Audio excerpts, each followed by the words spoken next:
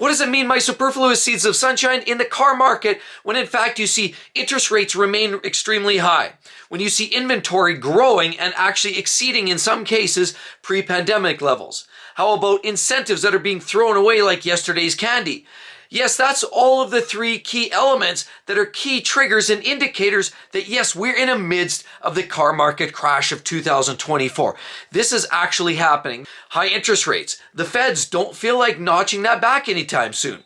As much as we'd like to believe we need a break on the interest rates, because that will give us an actual level playing ground so that we can go down, buy that next new car and not necessarily pay at the highest interest rates possible.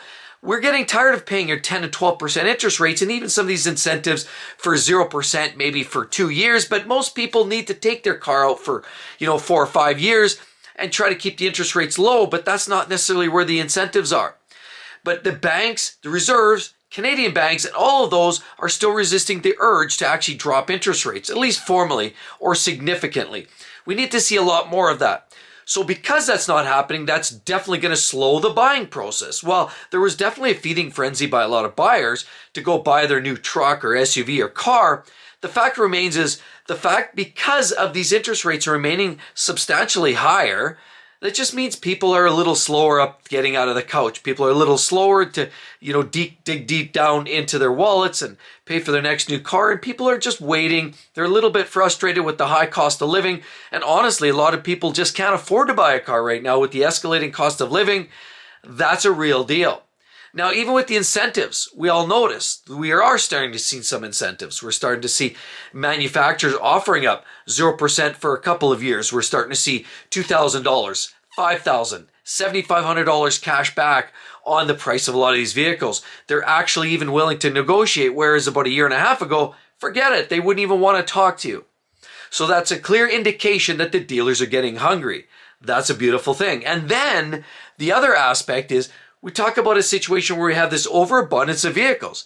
Now you walk down the GMs, they have lots of inventory, new GMCs, new Chevy pickups, half tons, 3/4, gas jobbies.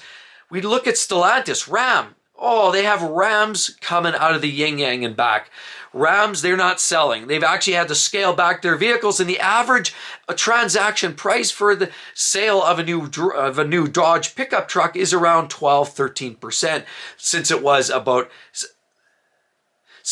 even a few short months ago, just strictly because they're not necessarily selling. People are getting a hold of this, and they're saying, you know what, I need a new truck, but we're going to wheel and deal, and Dodges aren't selling, and they have inventory like there's no tomorrow.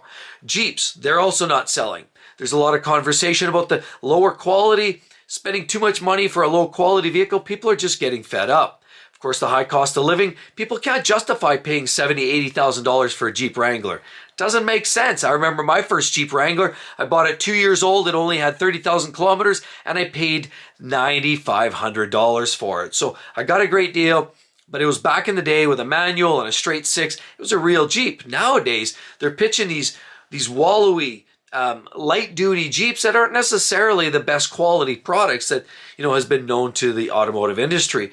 So people are getting flustered, and they know they can't afford to spend that 80 or 90 grand for a truck or a Jeep. You saw my video last week where I showed that Shelby F-150, absolutely ballistic. Did you see that video? I'll give you the link at the end. You're definitely going to want to see that if you haven't seen that video yet. But we're talking almost $200,000 for a new F-150 with a Shelby badge on it. Things are getting out of control, but the transaction prices are starting to take a hit.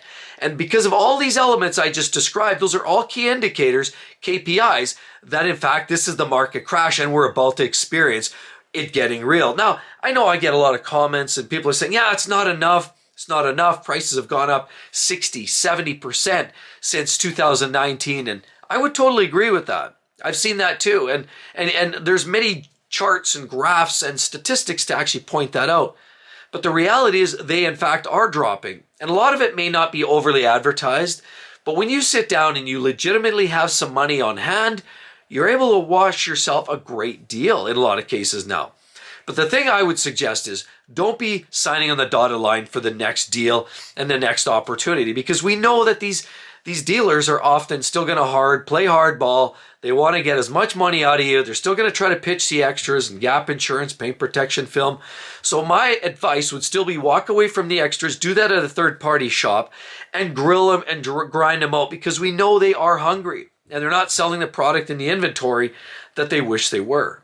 So then you're probably wondering, where are the best deals? Well, did you know statistically, Honda and Toyota still have a relatively small inventory. And while some of that inventory is growing, you're starting to see more Tundras on the car lots. The fact remains is Toyota and Honda are holding steadfast, and specifically Toyota as the delivery just-in-time method, where you're often having to still write down on the dotted line, pay your deposit, and wait for a few months to get your new vehicle. The fact remains is when they don't have a lot of inventory on the lot, you're probably less likely to get yourself a deal. Honda, Toyota have a very, very much smaller level of inventory.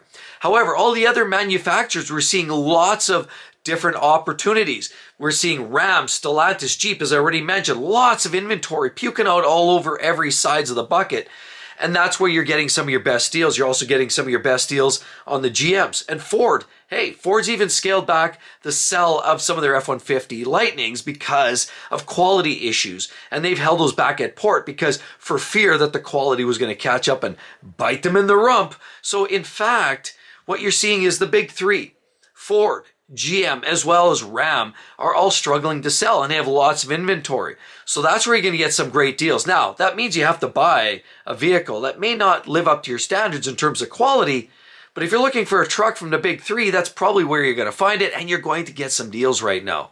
But remember, we're entering that last part of the quarter. So January, February, March, the end of March, this is kind of around that time we're going to start seeing deals. We're also going to around holiday time, you're going to see some deals. And then again, if you're willing to wait by the end of the year when they start rolling out the 25s, that's even a better opportunity to get some great deals. And so another big contributing factor with the pricing that's getting snotched down is because the simple fact that these dealers aren't selling the vehicles. Okay, great, we've said that. But a lot of it has to do with the interest rates. So if the interest rates remain high, again, I said it, people are skeptical. I don't want to go inside on the dotted line for a truck that's going to charge me $85,000 for the truck, and an 8.5% interest rate. I don't want to sign up for those arrangements. I work hard for my money. I don't have a lot of it, and quite frankly, I don't want to throw it at poor deals like that. So what you're finding are a lot of these manufacturers now are trying to get a little bit more creative with some of their incentives, and a lot of it because interest rates are still high. With interest rates that are high, they have to motivate the buyer somehow. And the only way, they've got a couple levers. If interest rates are high, they have to modify the pricing a little bit just to get people to walk in the door, because otherwise they're not showing up. So another key motivator, another one of those key point indexes, actually when you look at the average transaction price, and not only the transaction price, we know that's actually starting to drop, but it's the actual incentives. That's right. A year ago, 3.1% of the transactions were completed through incentivization. Now, about January, we saw 5.7%, and now here we're up to almost 6% of the transactions are under the umbrella of sales because of transactions directly related to incentives. Because the incentives are now starting to sell some of these vehicles. It's not the quality of the vehicle, it's not the price of the vehicle as much, but they're having to ball it up into better interest rates, incentives as far as price cutting, throwing in extras. And that's where people are getting to. They're holding off. And definitely that would be my advice. Don't walk in there and pay as asked. Make sure that you're looking for some of those incentives, because that's the point. Incentivize it. Incentivize me to buy that new truck or car. So you're definitely going to want to do that. Look for those incentives, and they are on the rise. Of course, that does mean that these dealers are getting hungry. And the worst part is a lot of these OEMs are looking for these opportunities to sell these cars, but they know looming. Vehicles like the Mitsubishi Mirage, the Kia Rio, a lot of those are waving by the dodo bird. And it's those lower cost entry-level vehicles that people are actually looking to get their hands on. Why do you think Ford's new Maverick is selling so well? Because it's one of those lower cost price point vehicles. Even though it's a baby pickup truck, can only do minimal amount of work, the reality is it's still a lower cost vehicle with some level of versatility. And people are looking for that, that lower cost opportunity, but the cost of living continues to rise. Food, rent, housing, taxes, it's all climbing up. Just look around. Everything's on the rise except for our wages. And now on top of it, to make matters worse, a lot of these OEMs realize that some of these bottom feeder manufacturers are dumping these low-grade bottom-end vehicles that some people actually want because that's all they can afford. That just means the average transaction price, there's still this, that while the transaction price is dropping, there's still this escalation of increase in technology, electrification, the ICE of conventional vehicles, for example, even like a Mercedes, where they were conventionally building turbo V8s, 4-cylinders, and now they're having to transfer some of those monies over to developing their electric vehicle marketplace. So what you're having now is a limited amount of money. These manufacturers realize that, and they're not going to sell the volumes, so they're going to try to put their money in for much larger transactions. So they're going to try to rely on their higher margin vehicles, their larger SUVs, their larger trucks, their larger cars, their more luxury appointed units, and of course now their electrified machines too, is actually where a lot of these OEMs are relying, because they're no longer having it with these entry-level volume vehicles. They're actually trying to pitch some of this low-grade stuff. And unfortunately, that just makes the affordability crisis that much worse for you and me, the buyer. Unfortunately, this is just where it's become. But these OEMs know that. So on one hand, they're greedy. They want to get the flush, the squeeze, then milk the maximum money out of each transaction. But the flip side is they know there's a reality and unlimited dollars out of the buyer's pocket, and they're having to try to find this sweet spot, incentivize, and yet we have this problem. It's a real conundrum. People can't afford a car. It's serious. It's literally a cost of living crisis. And that's what's actually going on right now. So all of this is brewing up into a big storm, saying that in fact, it looks like 2024 is brewing up to be a real tornado alley of a whip storm here. And we're likely going to see some big aggressive price cuts, great negotiation opportunities.